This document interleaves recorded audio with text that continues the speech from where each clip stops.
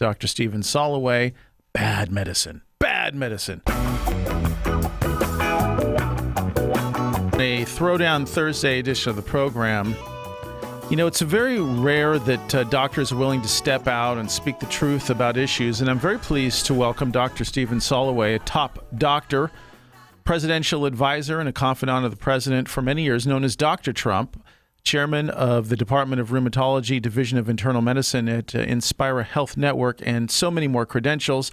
The new book is Bad Medicine, The Horrors of American Health Care. And Dr. Stephen Soloway, welcome to the Shilling Show.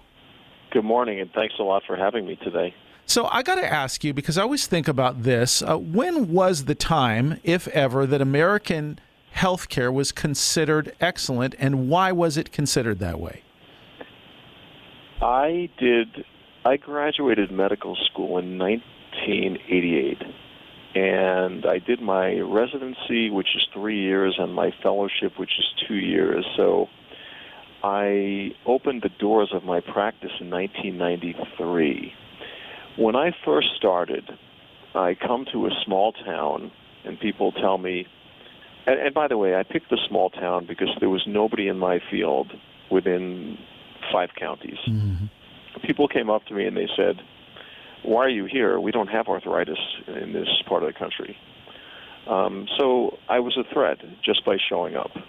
Well, After I got to know a couple of the old timers would say to me things like, "You know, I feel bad for you. You have to practice with HMOs." And I say, "Well, how was it before HMOs? I don't know any other way." And they'd say, "Oh, you know, the patients would just come in, they'd pay the bill, and they'd go home, and everybody was happy." Now, back in those days, everybody had a family doctor, and there were not a lot of highly subspecialized doctors. So people probably weren't getting very good care, but they were having a lot of hand-holding, and they felt good. Then, in the days of the HMOs, if you want to call it, let's say for the first 20 years of my practice, I enter a system, I start from the beginning, I'm young, eager, and, you know, happy to learn and so on and so forth, and want to matriculate and be an integral part of the community and help people. So by doing good work, by helping people, at least within my area of expertise, I was able to show people that the hand-holding only goes so far. And I was able to show the HMO, you know, if people come to me, I'm going to save you money because they don't need to go get their hand held for $50 when I can stop their problem for $40. So over the course of time, the subspecialist, which could be a cardiologist, they're a subspecialist of internal medicine. A transplant surgeon would be a subspecialty of surgery. A plastic surgeon would be a subspecialty of surgery, and so on and so forth.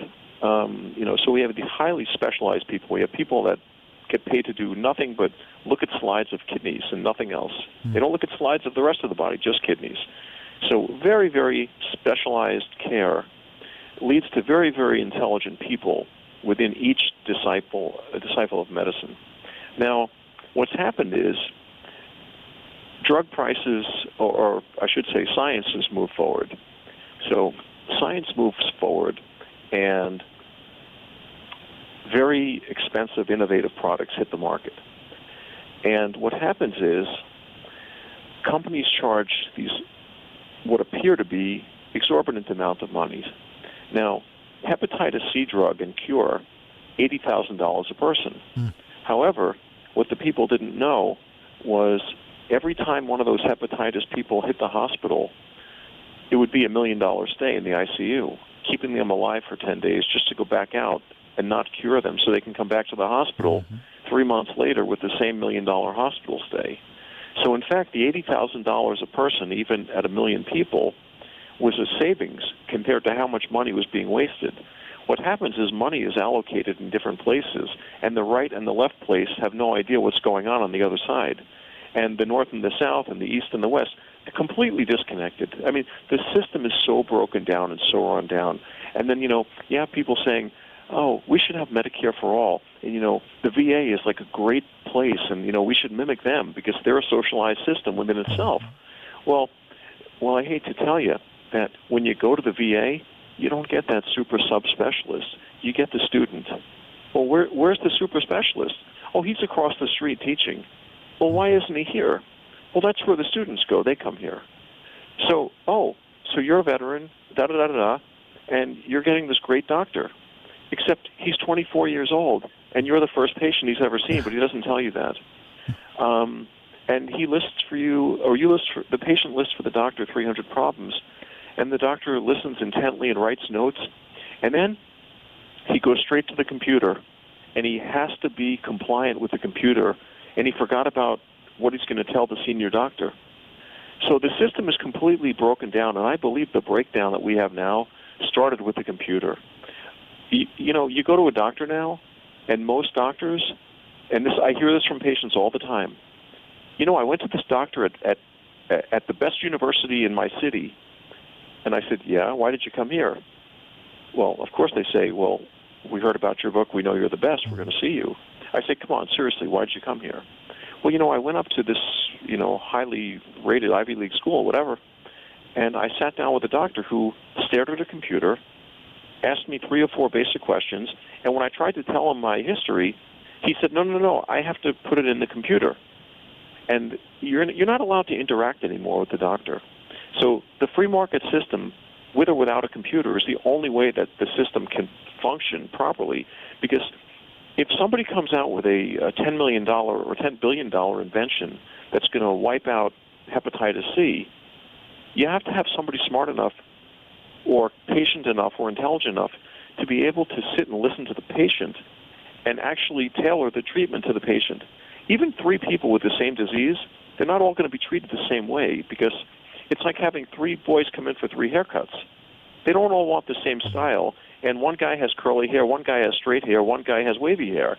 How can you tailor the same haircut to 3 different types of hair? Well, it's the same thing in medicine. I can see 3 arthritic knees. It doesn't mean I just go to my box and get knee arthritis medicine. It doesn't work that way. And the same thing goes for any condition, whether it's gout, rheumatoid arthritis.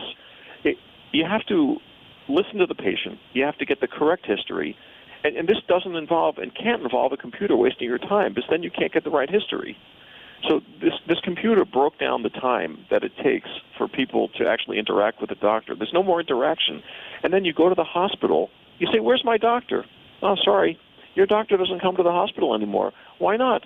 Well, the government paid the hospitals a certain amount of money so they can hire something called a hospitalist, and the hospitalist is a 9-to-5 shift worker, and you're supposed to tell them your story, and tomorrow when the shift changes, you have to tell them your story, because, again, they can't waste time in the computer, because then they can't even see you. In fact, I run the teaching program here for the rheumatology section at the hospital, and they all tell me the same thing. Doc, we love coming to your office because you see the patient, you talk to the patient, you examine the patient. You can show me what's wrong. At the hospital, we don't even go in the rooms. We stand outside the room, talk about the patient, and rush to the computer.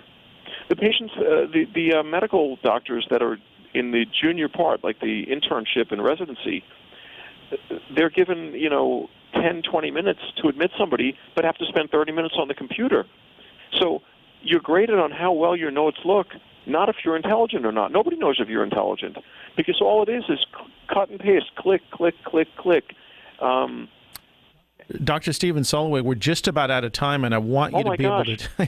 Time flies on the radio. I do want you to be able to tell people where they can get a copy of your book, because I know it's being in pre-release right now, I believe, Bad Medicine. So tell people where they can.